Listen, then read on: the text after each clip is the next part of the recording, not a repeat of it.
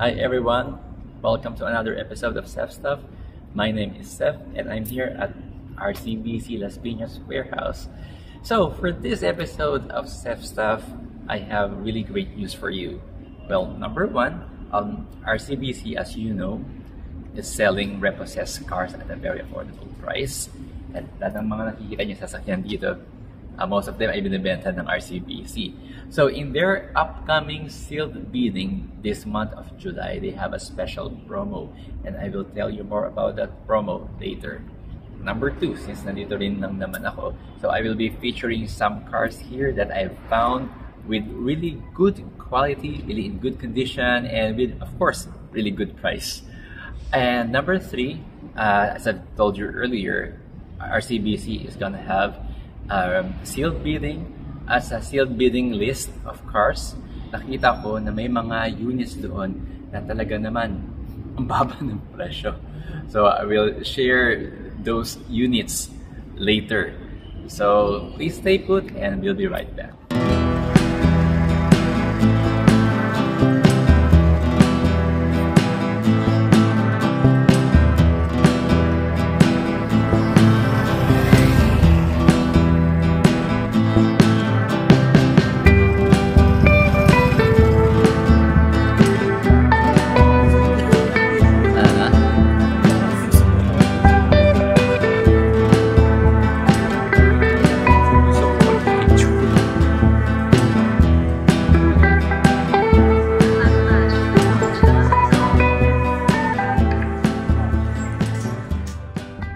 Okay, we're back. So gaya ng nasabi ko kanina, RCBC is having sealed bidding for repossessed cars. Actually, this sealed bidding has two legs.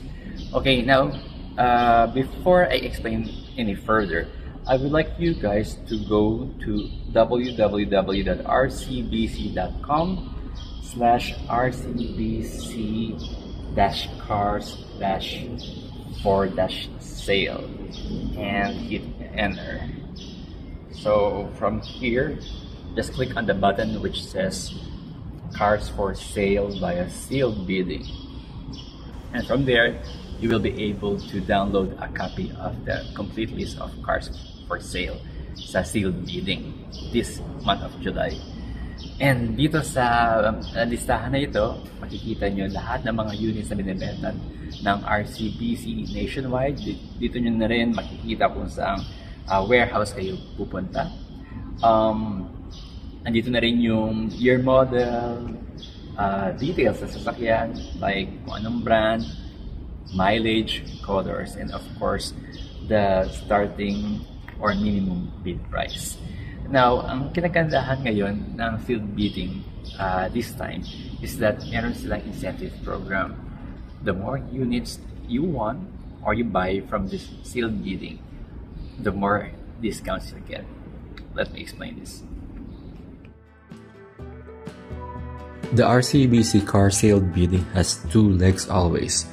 Usually, once a month, merong sealed bidding ang RCBC. And simula this July 2024, effective na ang kanilang promo sa sealed bidding of repo cars for sale. So, ito yung sinasabi ko na the more units you want per leg, mas mataas ang discount na makukuha mo.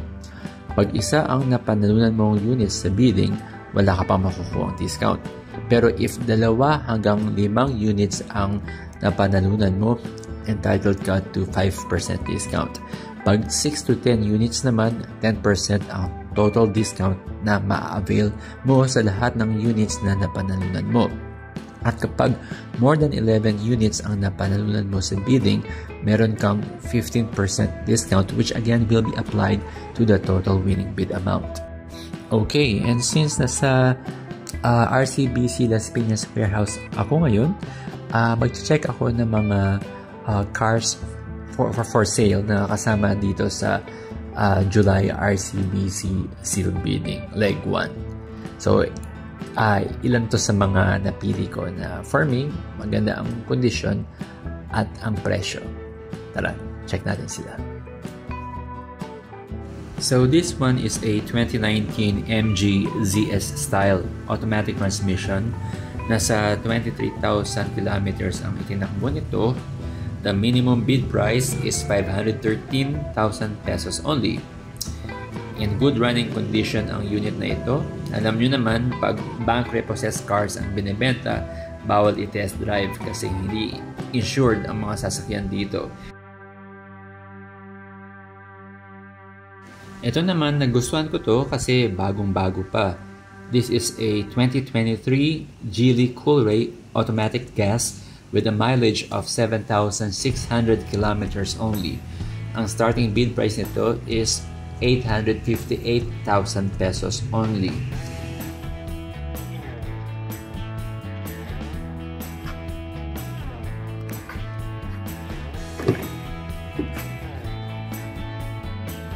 Medyo madilim kasi nasa basement tayo, pero trust me, in very good condition ang unit na ito, mapa-exterior man or interior.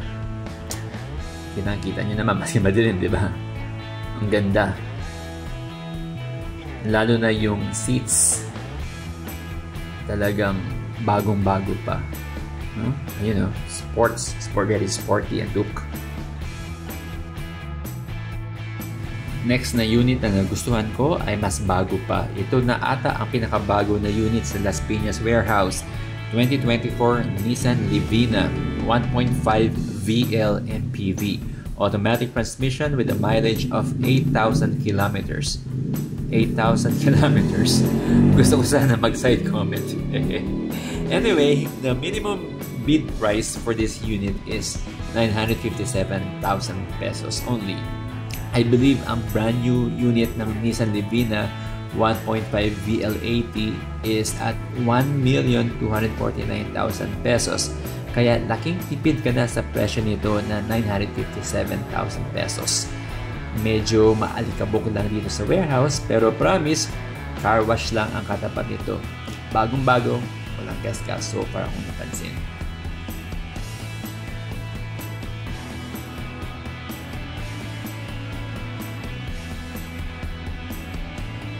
Medyo mahilig ako sa MPV kaya itong susunod na natipuhan ko ay ang 2018 Toyota Avanza na automatic transmission gas. Although 2018 model pa ito, 7,000 kilometers lang ang itinakbo nito. One of the advantages in buying bank repossessed cars ay makakasiguro ka na walang mileage tampering na nangyayari. Kasi as is where is binibenta ng bank ang mga units. Yun lang, kailangan mong pag-igihan sa pag-conduct ng own due diligence before you buy one. Gusto ko rin dito yung interior ng unit na ito. Tingnan mo, blue yung seats, di ba? I'm not sure kung bibili ka ng brand new, ganito rin yung itsura ng mga seats. Baka pina-customize na ito ng previous owner. Okay, moving on. Baka magustuhan nyo ito. This unit is a 2018 Mitsubishi Strada 4x2 automatic transmission diesel engine. The mileage of this pickup truck is 105,000 kilometers and it is being sold for a minimum bid price of 596,000 pesos only. Well, if you ask me, if I need a pickup truck pangharabas for my daily chores or business, solve na ako sa ganitong price point. Lahat nga pala na mga sasakyan na pinifeature ko dito sa vlog na ito ay all in good running condition.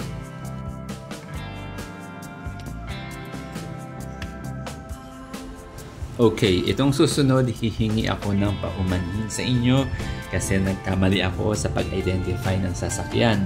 Ang plate number na hinahanap ko ay DBH9657 pero ang na-video namin ay ang unit na DBH9658. Bloopers talaga. Pero pareho naman silang 2022 Geely M Grand. Yung DBH9657 na hinahanap ko ay gray color while this one obviously is red.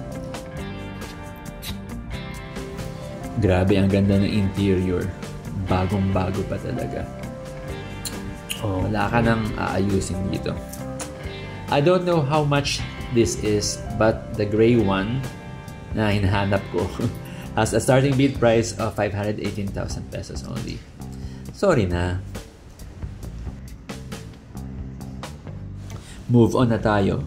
So, upon checking the RCBC list of cars for sealed bidding, I spotted some units from other RCBC auto warehouses na ang baba ng presyo or starting bid price, that is. Check out nyo tong table na ito. So, I'm sure ang next question nyo ay paano sumali? Naku, madali lang. There are 4 simple steps for you to follow. You have to accomplish the bid form. Ilagay sa sobre ang bid form nyo and i-seal ng maayos ang sobre. And submit it on or before the deadline to the designated centers that you see here in the screen. Tandaan, magiging valid lang ang bid mo if nakasealed ito at may pirma ka sa flap or sa takip ng envelope. Dapat din fully accomplished mo ang bid form. Lahat ng blanks sa bid form ay sinagutan mo. Pag nasubmit mo na ang mga sealed bids mo sa RCBC, papadalhan ka ng RCBC ng Zoom link. We highly encourage you to attend the Zoom link so you can watch the opening of the sealed bids live. Lastly, all winning bidders shall be notified via call, SMS, and or email. Reminder, basahin mong maigi ang rules in sealed bidding which is found on page 2 of the bid form. Nakasaad kasi doon na pag nag-bid ka, matik na need mong mag-settle ng 5,000 pesos for the reservation fee per unit. And you can do that by filling out the bills payment slip and pay 5,000 pesos at any RCBC branch. Yung bills payment slip sa branch mo yun makukuha, any branch of RCBC.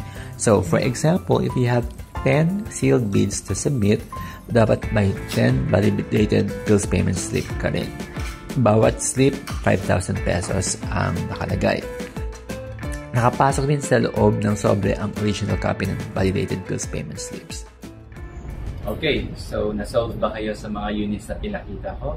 And hopefully you also learned from me how to join RCBC sealed bidding.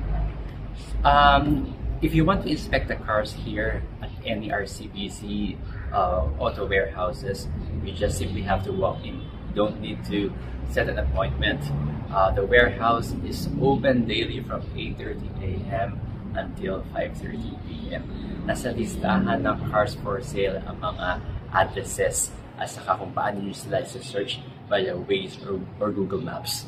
Okay? So before you go, favor ko lang sa inyo, please subscribe on my channel and kita-kits next time. Ciao!